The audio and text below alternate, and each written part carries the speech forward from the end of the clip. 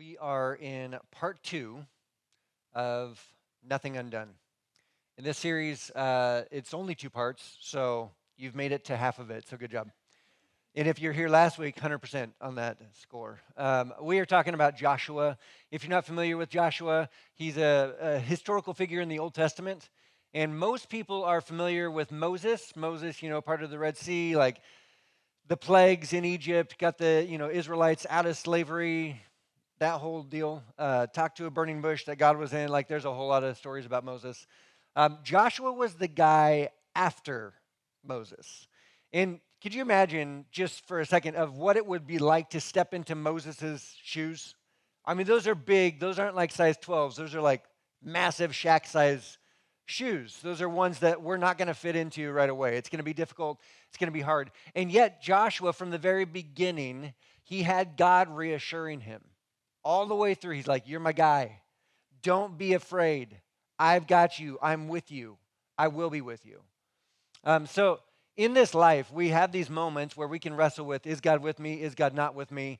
And I would love to point to Joshua as an illustration because I think he walked through some similar things that we did. Moses had a lot of miracles that we'll talk about for a second, but Moses had a lot of miracles that happened kind of out in front of him. He had to participate, but God did this proactively in front of him. Joshua was the more like, I'm going to do this, but you're going to take a step first. Right? That's actually what we talked about last week when Joshua led the Israelites to the Jordan River, which I chuckle in my head. Side note, I have my best friend's name is Joshua. His older brother is Jordan. So it's like Joshua had to get over the Jordan. I mean, it's there. It's there. Welcome to my brain. But Joshua, steps to the Jordan River, and God tells him, "You need to step into the river, and then I will act." And that is a difficult spot to be in because we have to take the step without seeing anything in advance. In the middle of Joshua, this book, it's the sixth book of the Bible that documents the battles, the adventures. I mean, it's crazy what he goes through. I would strongly suggest cracking your Bible open and reading through it. It's a good read. But Joshua, in the middle of it, there's a statement that this whole entire series is kind of founded upon. It's in chapter 11. It says, "As the Lord commanded his servant Moses, so Moses commanded Joshua, and Joshua did it. He left nothing undone of all that the Lord commanded Moses." This is what we strive for. I mean, if you think about it, in your life, we walk through and we try to prioritize. We try to make sure our values are intact in every season. And sometimes there's like little shifts and changes that make, and sometimes it's big. But for the most part, we walk through life thinking, I hope I don't blow it. I hope I get to every single thing that currently is undone. You know those pieces that like, if at the end of my life, I have this set of like 6 things or these 10 things, if they're crossed off the list, then that's a life well lived. And if they're not, then I'm going to feel like I failed a little. I'm going to feel like I didn't do enough with the time and the energy and the resources that I had. And this is what this is all about. So in order to answer this question for our entire life, we're just going to take 2 weeks and solve the whole thing. We're just going to talk about 2 different aspects. This is a piece that I've been wrestling with for a while because in my life, I didn't realize this until later. I'm not going to say I'm a perfectionist, but I have perfectionist tendencies.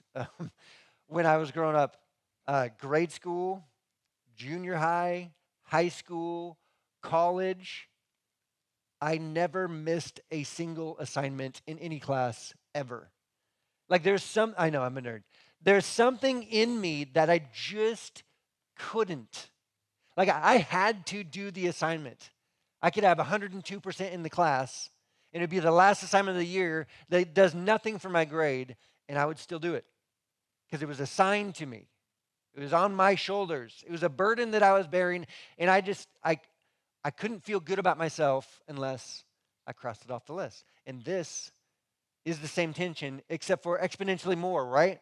Because life is so much more important than 5th grade homework. I mean, if there's 5th graders in the room, it's very important. Just be clear. You should also be in upstream right now. But But that's the tension that we all have. That we know that there's things that are important that we need to get to, we need to do in our life. We have hopes, we have dreams. Some of us would even say that there's a calling on our life, that God has placed something in us. There's potential that He gave us. He created us with something on purpose, for a purpose. And if we don't get to that purpose, then we've missed it. So, like I said, this is part two of two parts. There's two practices what we're talking about. And both of these are kind of bottom rung. Like you don't have to go through this big, huge, long process in order to take one step. We're able to do both of these. So like I said, the first step was about Joshua when he approached the Jordan River. Remember, it's that flood stage. So instead of being like 100 yards wide, it's like a half a mile to a mile. Instead of being like 4 feet deep, it's like up over 10 feet deep. And he steps to this river, and God says, you need to step into the river. Not just by it, not just up to it. You need to step into the river. And when you do that, I will work on your behalf. I'll do the thing. So lesson number 1 from last week was take a step. We got to stop avoiding the fear, the excuses, the things that hold us back.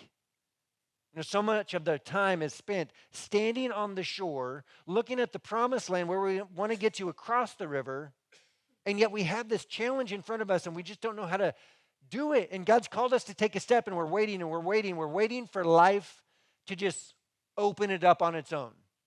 Maybe that'll work if we just wait it out.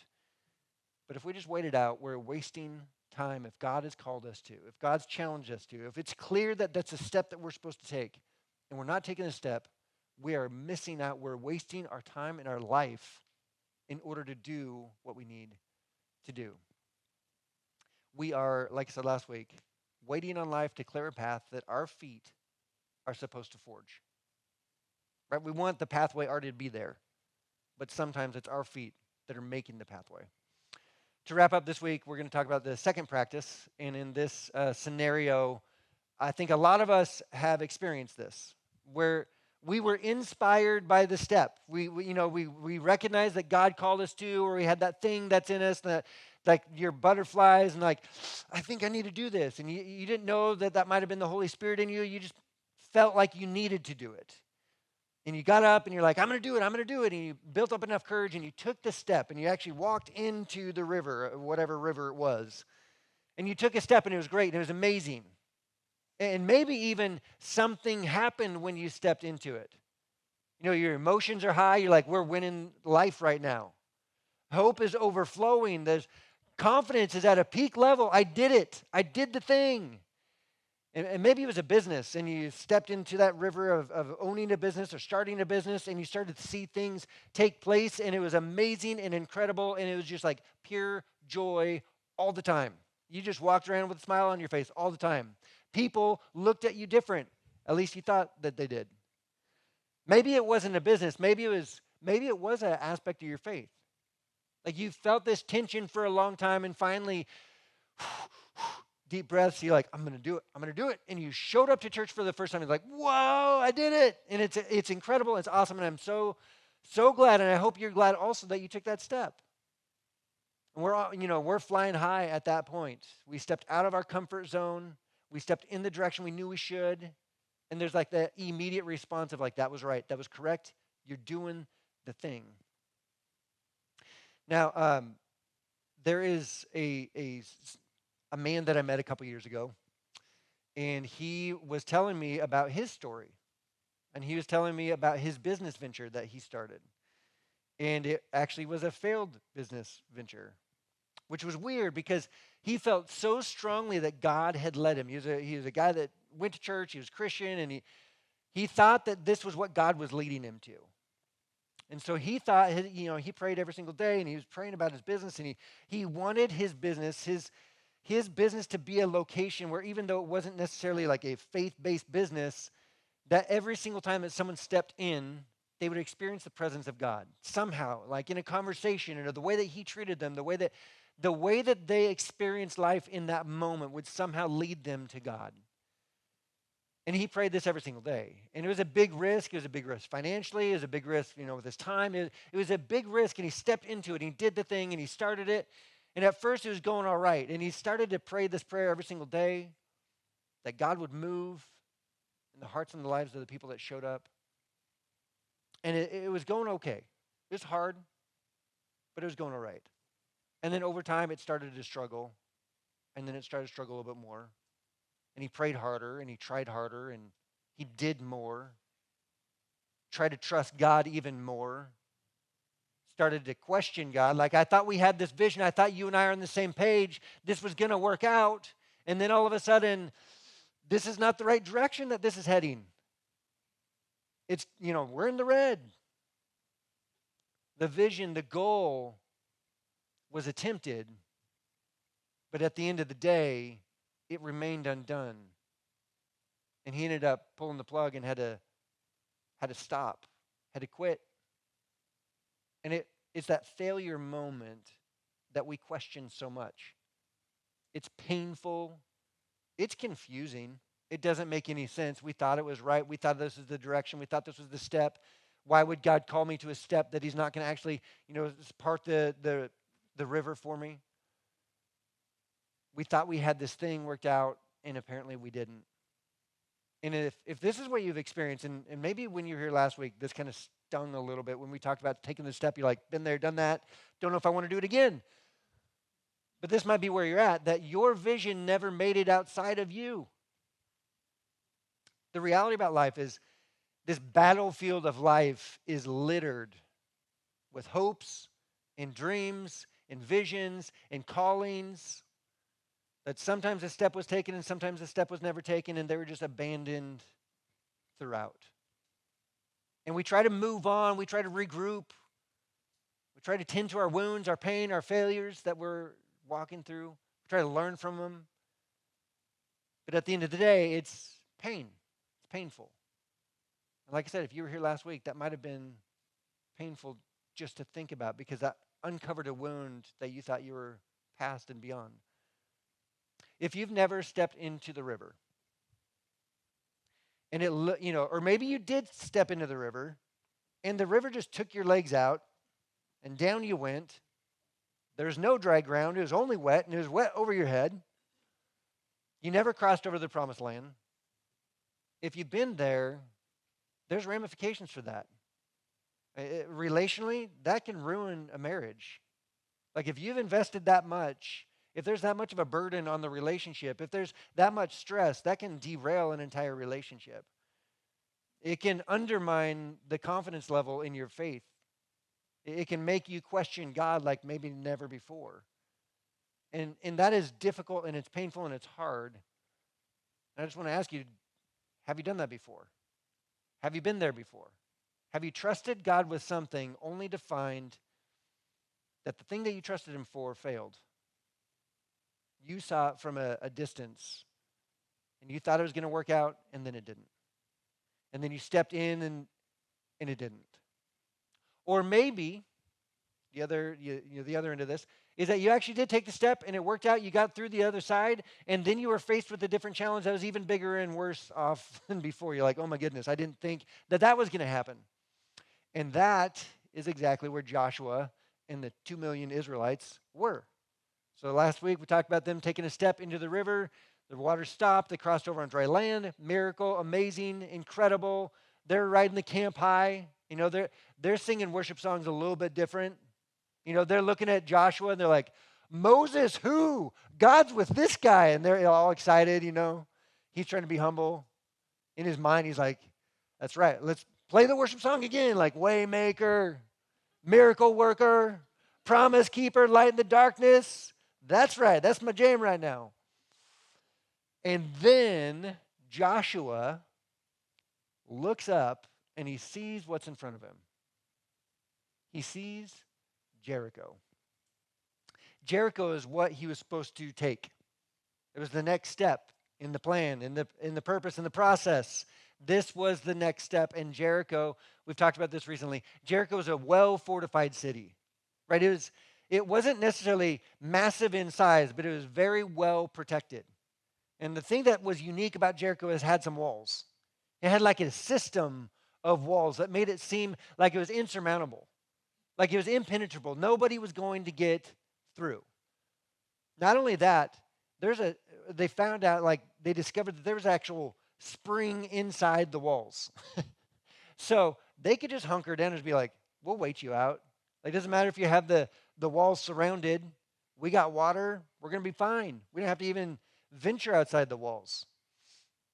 So, and we talked about Rahab before, and that's kind of the point before Christmas. Today, we're going to look more at Jericho and Joshua. But at this moment, they look and they send some spies in just to go see. And it's kind of what they saw made them wonder about who they actually were. It's like, well, I see the other team. I'm not sure about our team. They recognized what they were up against, and then they looked around themselves and they're like, we don't have any giants. Like we look more like this. Like, yeah, we got LeBron, Joshua, but the rest of us are just like, we're just cartoon characters, is what it feels like. I mean, they got giants. It's Toon Squad versus Goon Squad over here. It's soldiers versus recently freed slaves. Horses versus goats. I mean, we can do this all day. There's giants versus like that really tall, awkward junior hire. It's like, well, he's kind of tall. They had legitimate giants inside the walls. And if you were there in that moment, you would be like, hey, Joshua, I know the whole miracle thing just happened, but I just don't see it. Which this was the tendency, right? If you remember, that's what happened with Moses. Moses sends some spies in also when they got there. And those spies came back and they were like, this is not going to work. This is not going to work. And then they said, I just don't see it. And Moses backed off. And that cost 40 years of wandering in the desert before they approached again. And Moses didn't even ever get a chance to walk through into the promised land. They're wrestling with like the literal giants versus them. I mean, this is a David versus Goliath scenario, but that didn't even happen for another 300 or 400 years. So they didn't even have that as an illustration to like amp themselves up. Anyway, God shows up in this moment, in this tension, not quite like maybe you or I would expect, and maybe not how we'd hope for. But he does show up, and there's this man that shows up, and he's got some battle gear on. He's got a sword. And Joshua, with all the wisdom in the world, he's like, hey, are you for us or for our enemies? Which I think is a great opening line if ever there was one. It's like, yeah, we should probably talk about this. This is what the man replies. He says, neither, which is not what we want to hear. If a fighting man just showed up and you're about to go to battle, you'd want him to be like, no, I'm for you. Let's go. Let's do this. He's like, nah, neither. But as the commander of the army of the Lord, throw down the title. Okay, you're legit. You're a big deal. Okay, I have now come. Then Joshua, recognizing who he was faced with, fell face down to the ground in reverence and asked him, what message does my Lord have for his servant? The commander of the Lord's army replied, take off your sandals, for the place where you are standing is holy. And Joshua did so. And I love that just sprinkled throughout, Joshua did is a repeated phrase, right? Because that's what he's about. He's doing what is asked and called to do. Big things, little things. Also, you might have read this and been like, wait, I thought that was Moses with the burning bush. It's both, right? Both times. And it's actually something that it brings a little bit more strength, a little bit more oomph, because that's what started Moses, was when the burning bush talked to him, had to take his sandals off because the place where he stood was holy ground. This is like, hey, I'm doing the same thing again. It feels right. Even though there's great odds, it's an encouragement in that moment. So he does that, and we would think that in this moment, he's like, okay, let me give you the battle plan. Let me tell you what's going to happen.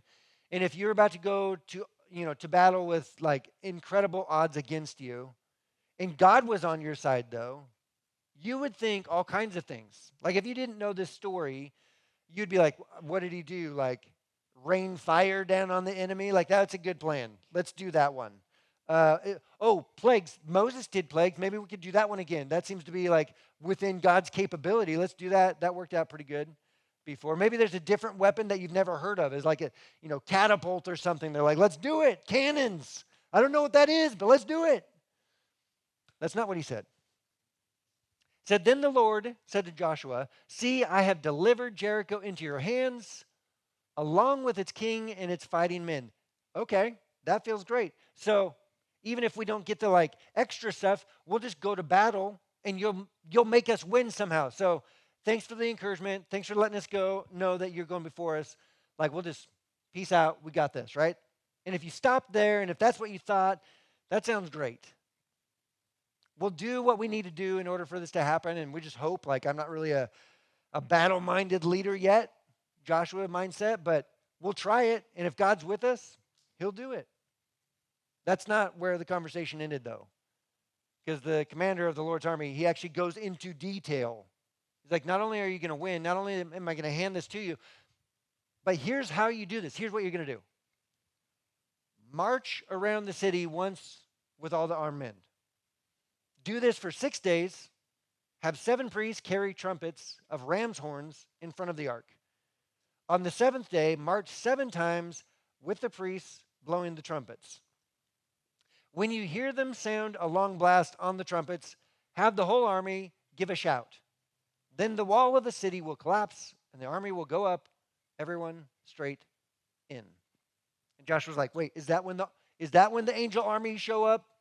Is that when your guys, the reinforcements, show up to do this? Can you say that part again? Like I missed the part with the raining down of fire and the catapults and all the extra stuff that you're going to help us with. I missed it. Can you repeat that?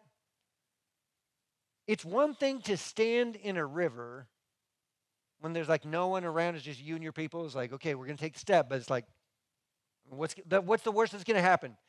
The river's not going to do anything, and then it's like, okay, well, let's regroup. This is with an enemy that's watching you, that's challenging you. Right? This is a parade, is all that he's told them to do. Is like, hey, here's the game plan. It's not a battle plan, it's a parade. And it's not even a good parade. There's no candy. So Joshua, I'm sure in this moment, is kind of like shaking his head like, you want me to go tell 2 million people that our great plan is a parade around that city with those walls? And the amazing thing is, that's exactly what Joshua did. And not only was that what he did and communicated to his people, that's also what they did, which is crazy. To listen to Joshua and be like, okay, in for a penny, in for a pound. Like, let's do this. We're all in on this. Which leads us to step number 2. Take a lap. I guess lesson number 2, take a lap. That's what they did. Could you imagine this moment? Day 1, you're confused. The people in Jericho are super confused. Like, what are these people doing? They do it again day 2. They do it again day 3. By day 4, the trash talk that is happening is horrendous.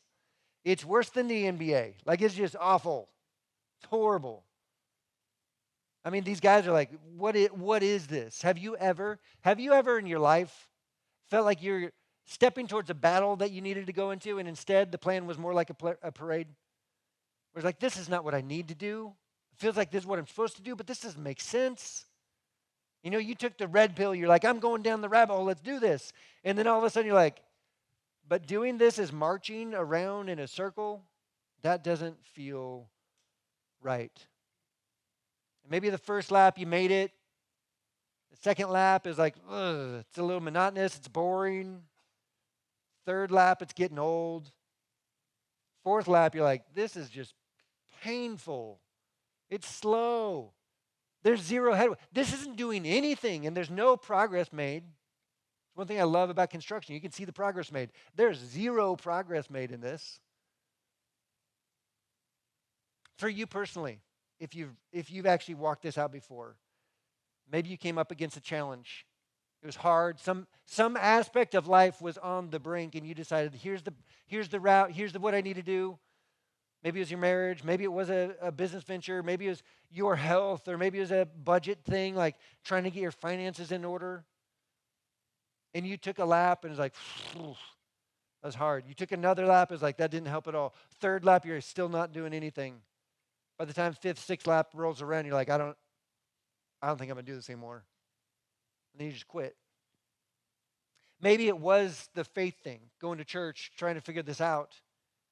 And you tried, and you tried a little bit harder, and you tried some more, and you took a couple laps, and then all of a sudden you're like, this isn't working, and these people are just people.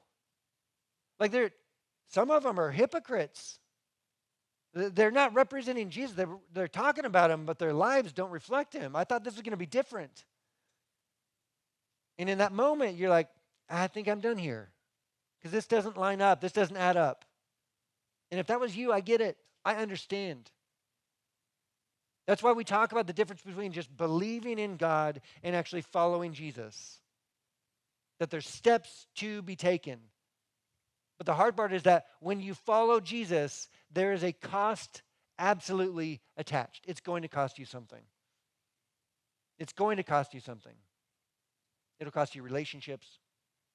It'll cost you finances. It'll cost you time, energy. It'll cost you something.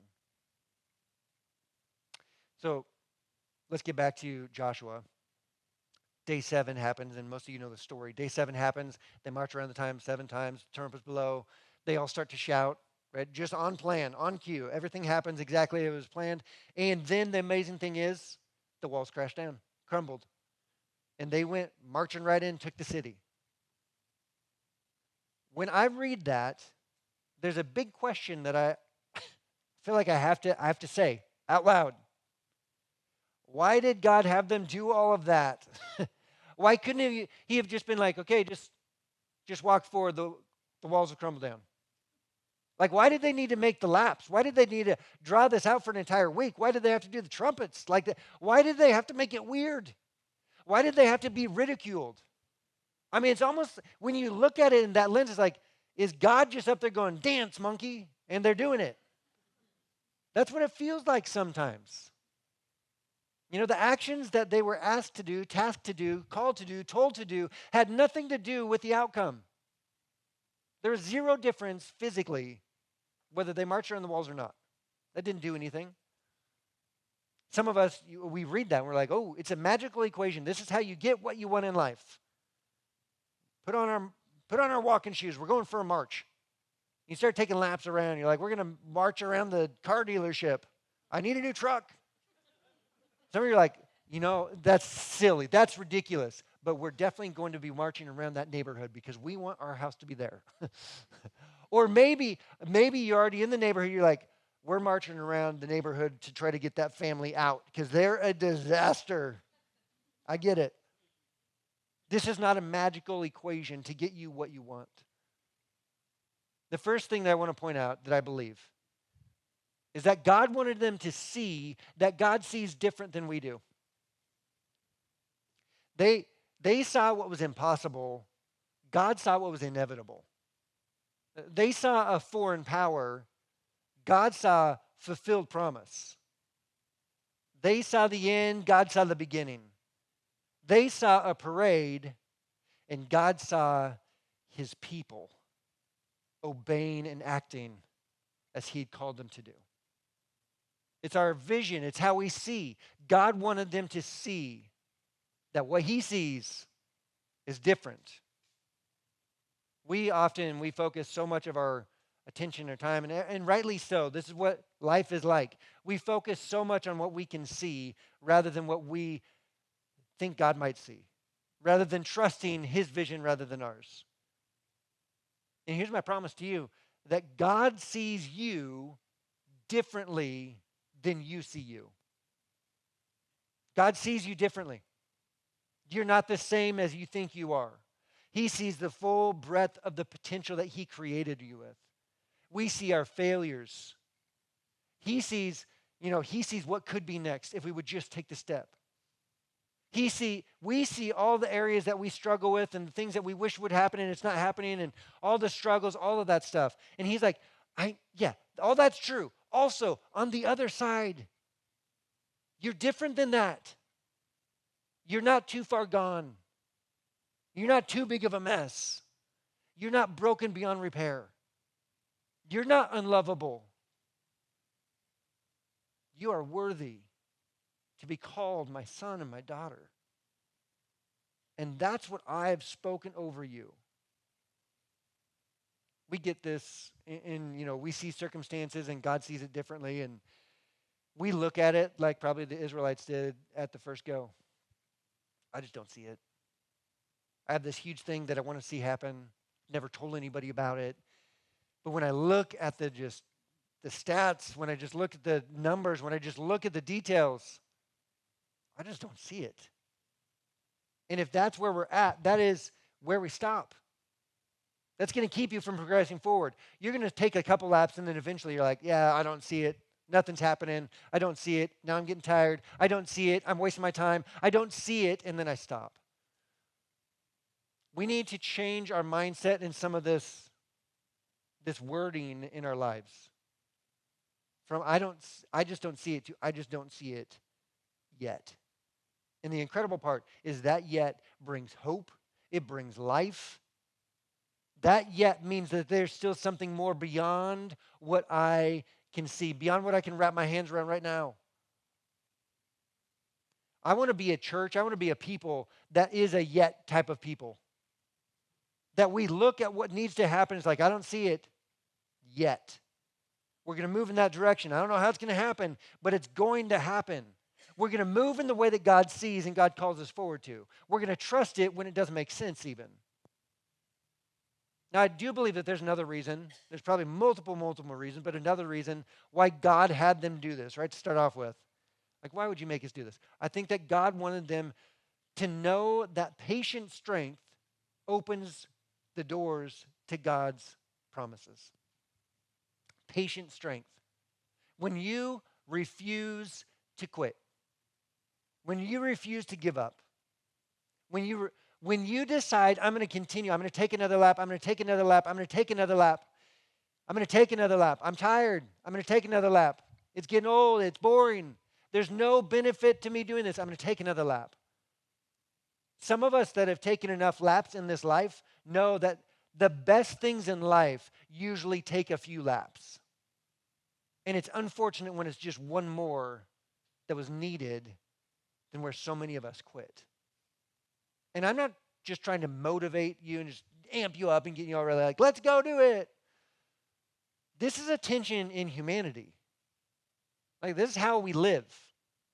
This is deciding the type of people that we're going to be. How are you going to walk this out? We tend to see a lot more starting lines than we do finish lines in life because it just gets too difficult. And if you think, oh, there's just special people that do, they're the doers, and everybody else is like, we're just going to help the doers do the thing. There's the people that are super gifted, and then there's the rest of us. Just a quick Google search. I don't know if this is AI and fake or not, but this is what I found. Some quotes from people. This is Albert Einstein. It's not that I'm so smart. It's just that I stay with problems longer. We're like, oh, Albert Einstein, he had all the answers. No, what he would say, I just didn't quit. I just kept on going. I just didn't give up until I had the answer. Thomas Edison. Many of life's failures are people who did not realize how close they were to success when they gave up. That is a driving thought. You might be just on the other side of success and you're thinking about giving up and quitting. Winston Churchill. Success is not final. Failure is not fatal. It is the courage to continue that counts. If you want another one, a guy named the Apostle Paul. Let us not become weary in doing good, for at the proper time we will reap a harvest if we do not give up.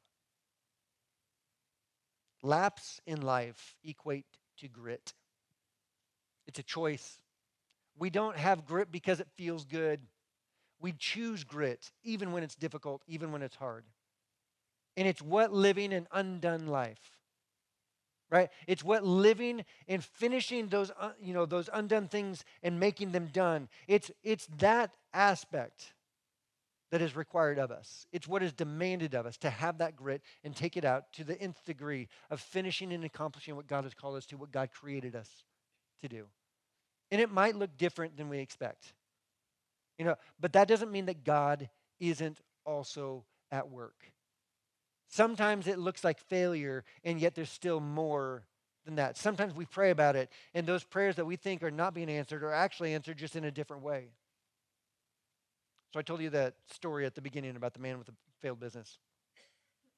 So he's telling me this story, and he's talking about the pain of closing the business, of moving on, that he had to wrestle with all the unanswered prayers of God, and is like, God, I prayed in this building so many times to try to figure out, like, this was going to be your place, this was your plan, this was your design. I was just walking it out, and it didn't happen. Why? And yet he continued. He didn't let that undermine his faith. He didn't let it end. He's like, well, I guess I didn't see it. Maybe God sees it different. Maybe I got it wrong, but I'm just going to keep on going. He ended up giving God enough margin in his life that even when he felt failure, he still was able to trust God. Have you been there before? He told me this story as we were walking through our church. And I was showing him Wambaland. I was showing him Upstreet, how amazing it is, talking about the incredible volunteers that we have, that every single week that they try as hard as they can to lodge an anchor of faith into those young lives and those young hearts, that regardless of what they're faced with in life, they will not be pulled away by life storms, but they will be found by God. I showed them the auditorium. I showed them that every single week people show up here. And our encouragement, our hope is that they take a step towards a loving God. And it just so happens that as I was showing him this building, he's weeping because this building is what his business was in before. He prayed day in and day out for you. He prayed that God would do something in this building. And he has, and he is. It felt like an unanswered prayer. It felt like a failure. He just saw it different. The incredible part is not only was he praying for you, we do this all the time. Our teams, our folks here, we love to pray for those that are not here yet. And if you're here this morning, you've been prayed for, sometimes by name and sometimes just by knowing that someone's going to show up at some point. And we want them to be able to know that God is for them, that God loves them, that they are known by God. We didn't know who we were praying for, and yet here you are. You were being prayed for. We've been asking God to do something in your life for a long time. God has entrusted us, Canyon Church, with ability, with opportunity, with resources, with a vision. And the question is, are we going to be faithful with it or not? Are we just going to keep on doing status quo, or are we going to start taking those steps? Are we going to start taking those laps? Because this isn't just a goal of like, hey, if I can accomplish this thing in life, if I can just, it would be great. This is eternal ramifications. This is exponential change in lives in our community. It's not just a goal. So my question for you, will you take a lap? Maybe it's in your life, for sure, that's part of this, is that you know the challenge is there. You have Jericho in front of you. And you're like, that doesn't make sense, but this is the direction I feel like I need to go, so we're going to take a parade. And you're like, this parade's getting old. Will you take another lap? At Canyons Church, we've been taking laps. We've been walking. We've been doing it. And yet we're not there yet. The walls have not fallen down yet. We're growing. I don't know if you realize this. In the last year, we've had pretty good growth in the last year and a half. But there's some steps that are going to need to be taken in order to continue to do what I believe that God has called us to do. And it's not just taking a step, it's taking laps. It's the discipline, it's the hard work. It's the grit, the not giving up. And it's going to cost, like I said, time, talent, resources, all of it. And that's what I'm asking you. Are you willing to step in? Are you willing to take another lap? So, I want to live a life that leaves nothing undone. Live a life that leaves nothing undone. That was hard. Lesson number 1, take a step. Take that first step. step into the river, whatever that challenge that you face is. Step number two, lesson number two, is take a lap, and then take another lap, and then take another lap until the walls fall, that we would not quit, we would not give up, that our grit would hold us to what God has called us to. Let me pray. Dear Heavenly Father, you are a good God, and you are always at work, even when we don't see it. God, you do things on our behalf, and so much of the time we don't recognize that you're actually the one that did them.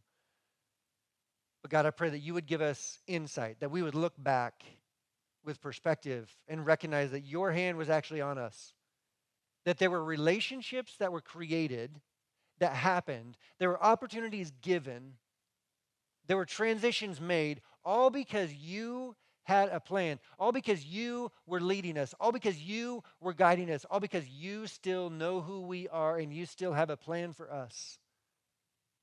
So God, I pray that you would bolster our courage.